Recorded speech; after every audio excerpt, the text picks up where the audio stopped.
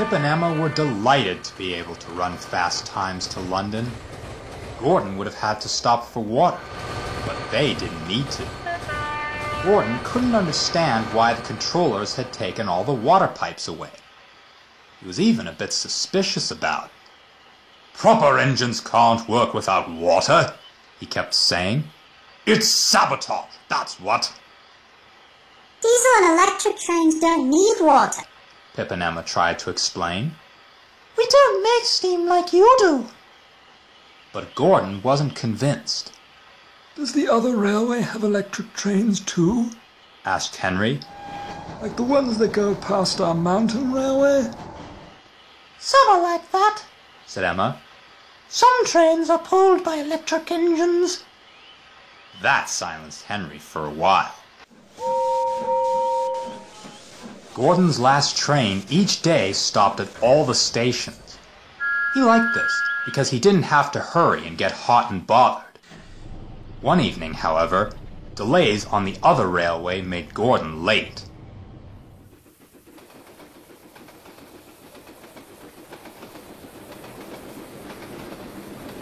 At last, he drew into the station where the electric line began. As Gordon stopped, an electric train slid silently off the branch line and stopped at another platform. It caught Gordon's attention as it made no noise and no steam. Beyond the station, a busy road crossed under the railway. Gordon was about to leave when he heard a shout in front of him. A man appeared, scrambling up the bank near the bridge. A wisp of smoke rose behind him. The man ran towards the station, waving his arms.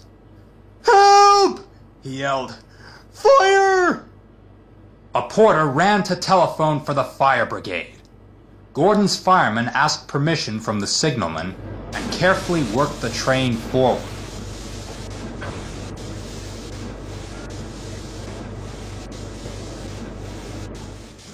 They stopped near the bridge.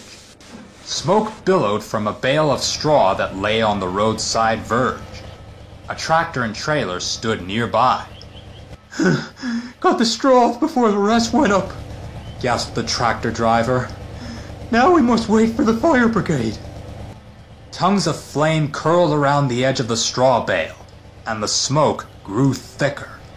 "Can't we do something?" urged Gordon, giving a poop of alarm. "We certainly can," said the fireman. He grabbed the hose pipe he used to wash the footplate with water from the tender. Then he turned the tap, and when the water was running, he pointed the hose pipe at the burning straw. It wasn't a very strong jet of water, but it was enough. Slowly, the flames died down, and the tractor driver stamped out the remaining embers. At that moment, the fire brigade arrived. "Sorry," the tractor driver explained. "I'm afraid you had a wasted journey. Gordon has put the fire out with water from his tender." The fire chief laughed. "Well done, Gordon. A good job you did standing by." Gordon was very proud, and prouder still when the fire chief recommended him for the Queen's Fire Service Medal. So Topham Hatt arranged a special presentation at the big station. "Electric trains may be able to run fast with no noise," said Gordon. "but we steam engines have our uses too.